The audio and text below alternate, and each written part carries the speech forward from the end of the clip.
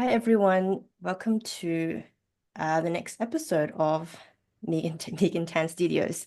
So today I have a new guest and his name is Kyle Dammann.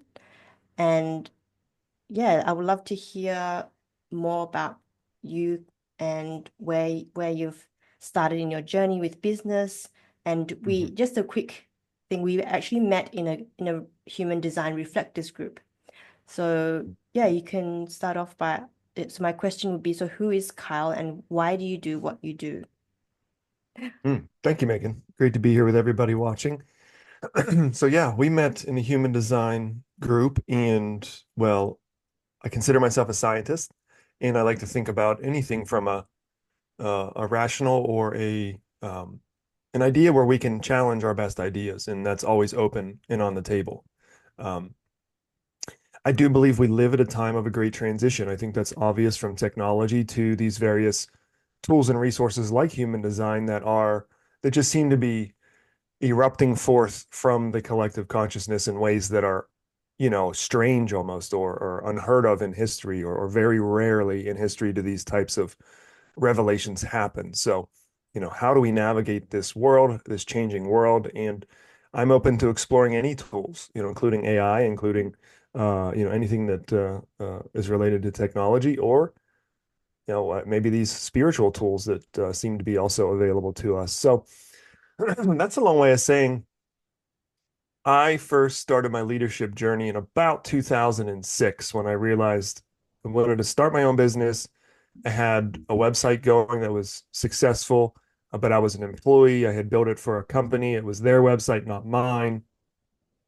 And I wanted to take what I had learned in the last 4 or 5 years of building websites and selling on eBay and doing things in e-commerce, and I wanted to do it for more than just myself. So I started my web design and digital marketing agency, and that was really just setting off and into the deep end too, because I didn't come from a business family. I didn't know what I didn't know, and I learned a lot along the way, lots of lessons there, and we can talk about any of that. I will say that human design was a shift for me when I discovered it in 2011. My phone was ringing off the hook with web design business, and I just remember staring blankly at the wall, like, what's wrong with me? Why isn't this, like I got what I wanted. Everything, it's kind of waiting for me to take it and run with it. And something wasn't right in the way I was doing it. And so human design, for whatever anybody's take on it is, it seemed to help me recalibrate to my own decision making, to my own authority, to my own compass, as opposed to doing it the way that, you read a business magazine or a business book and they only celebrate, the guy who risked every last dollar and hasn't Yeah. slept in 6 months and, is going to the courtroom for lawsuits. Like, you only hear about these extreme versions. And so you think that's who you have to be to run a business and be a leader. And, over the years, I found the opposite of that is true. Well, yeah. Okay. Yeah. So that you mentioned that you're a scientist, so what kind of scientist are you? I consider myself a data scientist. I don't know Yeah. what I mean to be formally trained, but the reason I'm good at what I do is because I test against my best ideas by default. If you think you've got a good website design or a landing page design or content or an offer or a checkout page, these are all, you know, measurable. You can take your ideas and measure them. You can compare one page versus the other, send traffic to one page, send traffic to the other, and look at the data that comes out the other end. And I say, may the best idea win. And because, well, especially in the design world, you get lots of egos and ideas and opinions, and people get upset because you didn't listen to their idea. I say, well, let's take the best ideas, let's test them in a format, and use the data to show what actually produces. And um, yeah. Yeah, okay. So so are you still a data scientist and you still do web design? Is that To me, both? that's what makes me a good web designer. I'm not a Oh, graphic designer by trade. I am yeah. a copywriter and a project manager. Okay. And I hire Yeah. designers, I hire programmers, I hire ad managers, social media directors, and Uh, off we go. Yeah. Okay. So what kind of business is I do you have? What's the business? So it's registered as a marketing business, 107 Marketing LLC. Okay. Okay. Yeah, so you spoke about how you looked into human design. So we've mentioned that you're a reflector. So do you know what number you are? Like, I don't know how, I mean, I It's think called it's a called 1-3. you're 1-3. Okay. Yeah. So I'm a 4-6. So how um so do you feel like 1-3 reflector, does it how much of that is accurate to you? You know, I can be found on the human design group saying, and I use this jokingly, even though it's a Mm. strong word that I don't like to use. I say, I hate how accurate this stuff is. It's almost unnerving, right? Because it's just, I've done my charts for my family, for friends, and it always seems to nail it. So, yes, to answer your question, I have found it accurate. I don't know a lot about the lines, but I know Yeah. as a 1-3 for me and what I've read about that, yeah, that's pretty much exactly how I operate. Okay, yeah. I don't know too much because I mean too much about the other numbers. So do you want to talk about what is 1 and 3? What do Yeah, they sure. mean? Yeah. So 1-3, according to, and I speak this language intentionally because I think there's an edge to human design that can become religious and not scientific, and I don't like Mm, that. It gets to be this deification. It gets to be this priesthood of those who have the information, and I find that they're often demeaning in the human design groups. They're not very respectful, and the people that I see that go deep into that information, it changes them. And well, who's to say that the guy's name is Robert Allen Krakauer, I believe that's his name, that had that inspiration to go to Ibiza, Spain, and have that, you know, I, lots of people. Quick side note to my side note, Megan. I find that lots of people that say they like human design and it's been helpful to them, they don't know the origin story, which is available on YouTube. Have you ever seen it? yeah, I have seen, I can't remember his name, but I remember seeing him talking about it. That was quite a while ago. So, well, maybe I'll send you the link afterwards. You can check to see if you watch Mm, this video, but it's a 90-minute video where he just says the story the way he experienced it. And it's bizarre. It's unlike mm, anything. I'm a student of history. I like the paranormal. It's one of the strangest things I've ever heard. And, you can tell the guy lived through something strange and mm. it changed him. It changed, they said he was like, look in his eyes, they seemed like it was almost like a different person was there when he came back.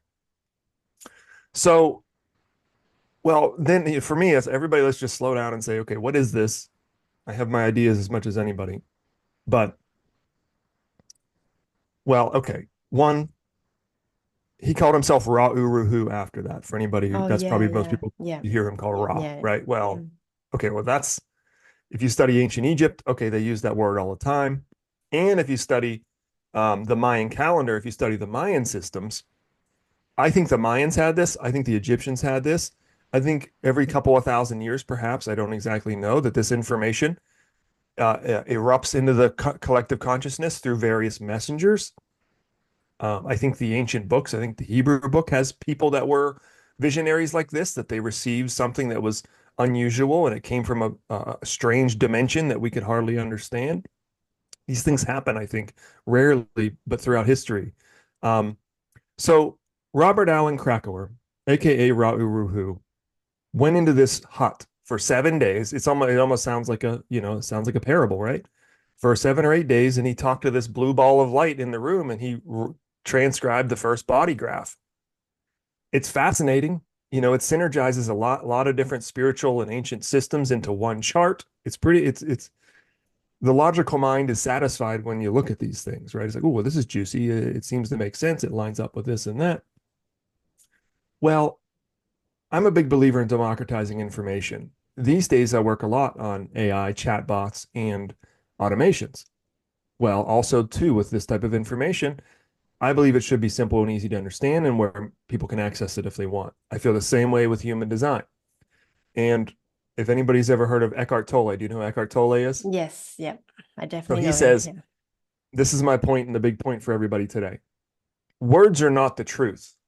Words merely point to truths. And well, Robert Allen Krakauer, aka Ra Uruhu, had an experience that he attempted to translate into words. And lots of it is anchored in the I Ching, which, the 64 hexagrams, the archetypes that those things are built on are, you can take any one of those, almost like a deck of tarot cards. And they're all generally good advice. They point to certain archetypes in our lives. Are they more relevant astrologically one day versus the next? Maybe. I have a hard time finding a way to prove that in a certain way.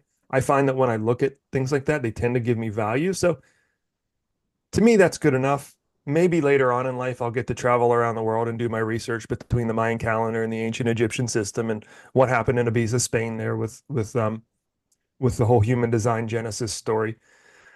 But I don't take any of it too seriously. I think far too many people do. I think we're wired as humans biologically to edify a person and almost it's almost like we're wired for religious Mm, ideology. And if we're not yeah. careful with that, it can become this echo chamber hierarchy where people justify very unkind things.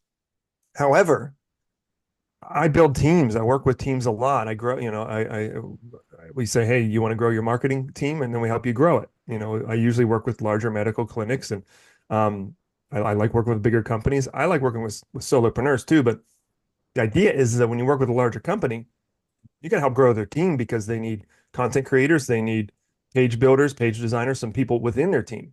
Agencies aren't a magic solution. Most companies need in-house marketing talent in their team. Otherwise, they're relying on agencies who aren't vested into their success. So I built a lot of teams.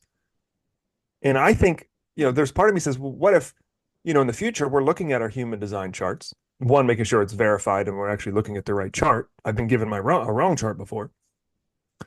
Um, and well, what determines a right chart versus a wrong chart goes back to the beginning of our conversation as far as when we create our human design charts, we enter our birth date, our time, assuming that's all correct, and then we enter a geographic location. Well, nobody's been able to answer this for me, Megan. Anybody I ask, and I've talked to some people who've known Ra himself, and I can't get good answers about this.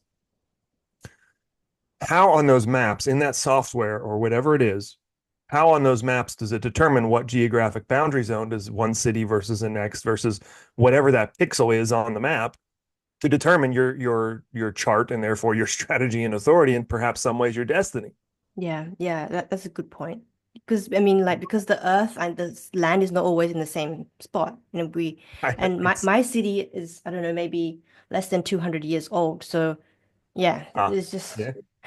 so many It's worth factors. thinking Yeah. about, and it's at least worth saying, everybody, let's just chill out and talk about this as rational people, right? And here's one more piece, and this is for everybody listening. Before you go gung ho into human design or whatever whatever, it kind of feels like a club, right? It's kind of cool. I make better connections in human design than I do in a lot of other groups, which is interesting to me. Yeah. It just feels like you know people better, more faster. I don't know how to explain that, but Mm, that's a felt truth that I've had. yeah. Um, one more piece though, and this is another one that even so-called human design experts haven't really sufficiently answered my questions is related to this. There's two general charts that are most popular. The tropical is by far the most popular, or tropical astrology. Have you heard of that term? What astrology? Tropic.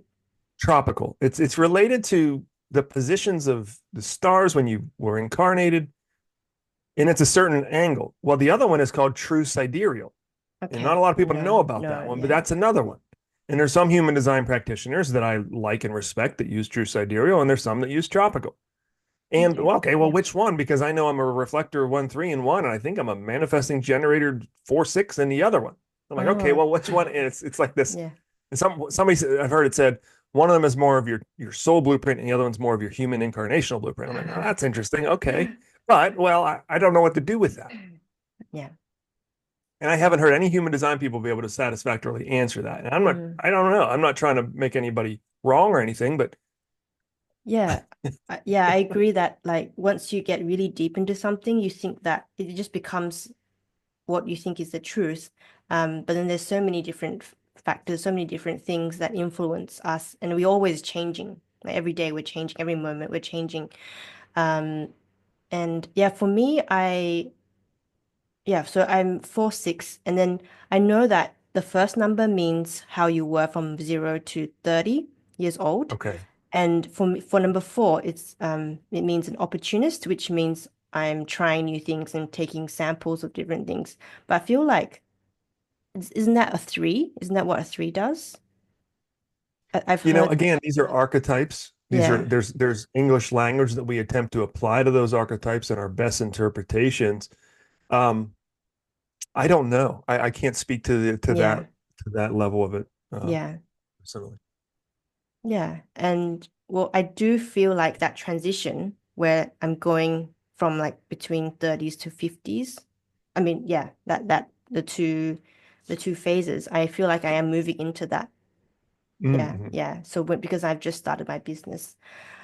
Okay. Yeah. So let's go into um how is like so you found out that you're a 1-3 reflector. How has this impacted your business or your life? Like has what insights have you had? Yeah. The idea of waiting a lunar cycle as a reflector is um was very helpful and grounding for me. Okay. Yeah. My dad's a generator. I was growing up trying to live and operate like him. Do what Mm, might be do like your dad does, right? And he's set a good example for me in a lot of ways. But that was killing me. It was basically literally killing me. I just couldn't do it. And well, waiting a lunar cycle, and I've always been deeply spiritual and introspective. And I don't know what it means to be psychic, but there's times where I often sense and realize things that are present that, well, not a lot of people can see, but it's the energy dynamics that are at play. yeah. And I can sense things that not a lot of people can, is what I find. Until I find somebody else who can sense them similarly, and then it's interesting. Well, I don't. Somebody says, "Well, that depends on your open gates and your channels," and I get all that. Like, I don't know if all reflectors perceive reality the way I do, and in fact, I don't think they do. But yeah, it's hard to separate what's what, and what Mm. influences what. I'm not sure if that satisfactorily addressed your question. Yeah, no, that's great. I mean, that's what your experience is. So for me, I think for me, like when I joined the group, when I joined the reflected group, it allowed me to understand myself more because of all the questions that people shared. And then but then there's also I feel like it's everyone still has they have a kind of a similar experience, but in different extremes or different levels. So I think I posted in the group saying that talking about energy around people and environments, like being out in a like public place. So, and then also had a feeling, I mean that yeah, that for that example, I felt drained. And then Uh-huh. today I met a friend, but then after that I felt energized. And Uh-huh. then later on, I did feel like my energy went down because I was still very much like looking at the screen and still doing active things and not resting. So I could feel that move down again. So Uh-huh. I am being a lot more recently, I've been feeling a lot more um like more aware of my energy levels. And yeah, I do feel like it's more consistent when I'm just at home and not really being around lots of different people. So Mhm. but it is, I think it's really, for me, it's a really good, um, it's really good to kind of feel into the energy of people that I hang around with because that says something. And for me, I only want to, if, yeah, I only want to be around people that energize me. Um, so yeah, that's something that I've realized and I've felt recently with with that. Um, yeah. Yeah, it makes me think of the yin and the yang symbol of those that seem to fill up our cup, and to have that balance of where we give, and where we give even where it's a little bit uncomfortable, and where we stretch into growth through service to others. That's an interesting journey that we have to map every day. Um, yeah, it's an interesting journey for me as well. I want to gravitate towards those that I get, do I receive energy from? Do I get energy from? what is this energy dynamic that we're even discussing as far as we getting energy from people, or do they help us see our own energy? There's an interesting concept at play here, and where if you talk to some projectors or reflectors, we're allegedly non-energy types. So in some ways, well, they're vampires, or they got to get energy from others. I see that language sometimes, and I'm cautious there because I don't think that's it, but I know what you mean. And there's a balance to that. Also, well, I don't want to take this too far off tangent, but yeah, I think it just comes down to balance. Are you aware with reflectors, allegedly, this is according to this to the to how what it means to be a reflector as we travel through all of the transits, channels, gates. Forgive me for anybody who knows the language in a way that I don't. But we change types 5 times a day, four or 5 times a day. We move through all types. We act and embody as a type for a period of hours, and then we change. Okay, no, I So didn't that know. means, Yeah. yeah, that's so. This is to me where your various energy fluctuations may come in, and why one day a certain scenario will feel beneficial to you, and the next day it may not. Um, because I think the one thing that reflectors are, we're inconsistent. We are the definition of inconsistency because we're always essentially somebody else. Oh We're yeah, operating as, yeah, yeah. If we're not aware, like if we're not aware, I think for me, if I'm aware that, okay, I feel like my energy's gone down, and that means I'm gonna take a break and like cleanse my energy, just set that intention, cleanse my energy, take a break, and know my boundaries. Yeah, so because I know I can feel it that there's something that that is a little bit draining, so I'm just gonna yeah. move away. I think Yeah. for me, a lot of times reflectors will watch other reflectors' content, right? And anybody who's a reflector here, the only thing I know to say is this: is that you can't show up every day like consistently in a way that generators can, and if you try to do it, Mm. it'll make you. And well, my best friend and business partner, he's like asleep at 9:35 every night, wakes up at 5:37 every morning. It's like that. He has like a 5-minute oscillation on his sleep schedule. I never sleep at the same time or wake up at the same time, ever. Oh, okay. Yeah, I What's your experience been with that? yeah, I mean like I don't think I would say that yeah, because I've been wanting to wake up early, but it's I think ever since I started my business, I don't have to wake up a certain time to go to work. Yeah. So now I set the intention like I'm gonna wake up at early in the morning to do my Pilates, just to do something like exercise in the morning because I know that will really energize me for the rest of the Yeah. day.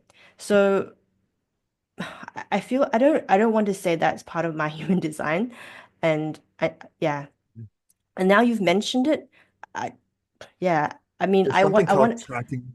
yeah. Go ahead. Yeah. No, I kind of going back to what you were saying before about how if we're taking it way too far and going in and like if you said what was it? Like making it religious almost. Yeah. It's like you're giving it's like it comes back to like giving your power away to something outside of you. So Mhm. so that is really important that we don't give our power away and say, oh, it's because I'm this, I'm that. Um, Yeah. or like even for like astrology signs, like, oh, I'm this, gotta so Mhm. yeah, so it's like, okay, well that part does apply to me, but I don't want to say that because I'm a reflector that I'm not able to wake up in the morning. So I'm Well, yes to what's that, but your also, yeah, what's your insight yeah, on that? there's an idea of tracking transits. Have you ever heard of reflectors tracking their transits? No. So the between the moon and you, there are Mm-hmm. transits that are active for phases and dormant for phases. And this is where you get the idea where you will be operating as a generator for the next, I think it's 5 to 6 hours. And there Oh, are days where I have what I call generator days. I track my transits enough to realize it was pretty accurate. okay. And Yeah. so when you have a generator day, you could be up early in the morning, and I experience this as well. Oh, I'm up early, I'm up before my alarm clock. I have full energy. I'm hiking the mountain. I'm coming down. I'm mm, going to the gym. I'm yeah. busy with work. I have a whole day, full day, and then the next day, or 2 days later, it's a projector day where I clearly realize I've got no energetic drive specifically. Mm. And those days are much more intuitive, sensing, organizing, quiet, close days, reflective days. And then there's the other types that we haven't talked about. Reflectors, I'll say this one last thing, and then we should probably wrap it up for today's episode.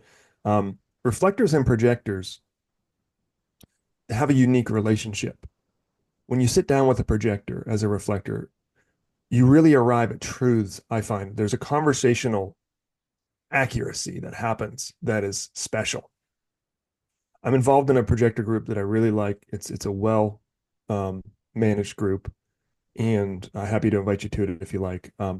And some people don't like that reflectors in there. I thought that wasn't very.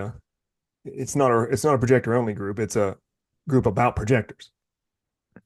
And well, the idea is that when projectors and reflectors connect, there's something powerful there, and an accuracy and an acumen, especially in the context of a company or an organization.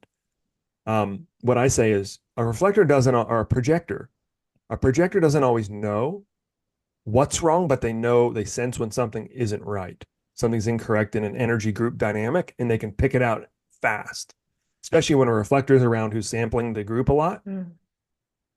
And while this speaks to that next level business dynamics, I do feel that human design can and has the potential to make more compassionate, more organized, more synchronistic, and more productive workplaces that come from a place of joy, flow, and natural gifts and talents. And well, this is as much as I know about it now, and I don't profess to be a human design expert. I've been practicing my strategy and authority a while. Um, yeah, that's that's what I know, Megan. Yeah. Okay. Yeah. Thank you. Thank you for sharing that. And I would like to know more about the projector group as well. So yeah, thank you for that. Yeah, just quickly, I think I've noticed um it's probably the same for you. Like there are two parts that stand out for me. So there's the taste and markets, like environment. Is that the same for Mm. you? I've heard of those things. I've never been introduced to those things as it relates to my chart from anybody who did my readings. Oh, okay. So I can't speak to those very much. Because there were like the extra bits of information underneath. And that one, I totally, yeah, 100%. Because I've traveled for food before, so like taste is a thing. I'm sensitive to Okay. taste and markets. I love going to markets because I can see all these, like not too many people, not those super crowded markets, but I really like the vibe because Mhm. I can leave the crowd. I can, because it's open space. I can get to see different energies, different people, different things. So I totally agree with that. And that's apparently one of the environments that we thrive in as reflectors. Mhm. So, I call that giving yourself permission to sample, which almost can sometimes mm, feel frenetic, chaotic, or rapid, where it's almost like this isn't normally like me. Why do I have this urge to just go? Or sometimes for me, it's on YouTube or I don't really watch cable television anymore, but I'll watch the first minute of 5 or 6 different videos yeah, and it feels right. It just feels right, even though it seems maybe from the outside a little bit chaotic. But I call it giving myself permission to sample in a way that feels correct for me in the various moments where that feels like the right thing to do, and yeah, yeah, including going through a busy marketplace, walking through crowds. I think there's lots of healthy exchange energetically that happens, especially with a reflector because we're rare. The communities at large don't get a lot of that projected or the reflector energy. yeah. So us even being in crowds, it's not like I'm gracing them with my presence, but I feel benefited from it. And therefore I assume that's probably beneficial to the collective as well. Okay, so you mean your being in a crowd benefits you, did you say? Yes, there are times where I would isolate more Mm, and even I'm not even communicating with the crowd. I'm just in a crowd at a marketplace, things mm. like that. That when I'm done, I'm like, I feel like it feels like therapy in a certain way. It feels like I've Okay, processed certain energy and yeah. yeah. Okay, yeah. That's really interesting experience.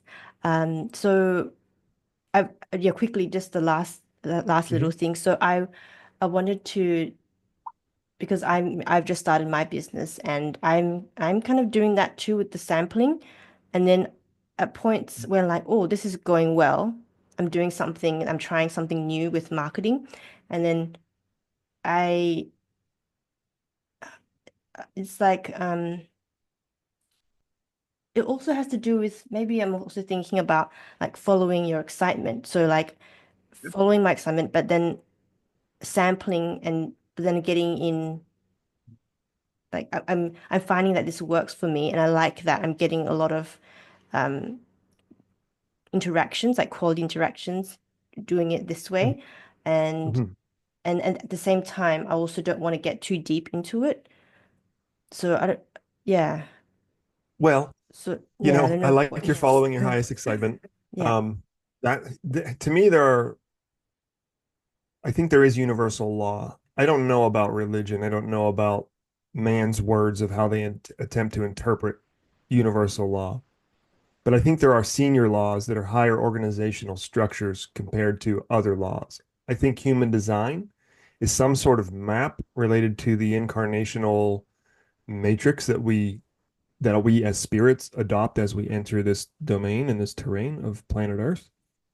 I think there is a greater, I know there's a greater part of me. I sense it and feel it when I pursue and study human design that transcends and supersedes all and any conditioning and temporary conditioning that human design may elicit for my entertainment and for my amusement and perhaps for my growth and enrichment.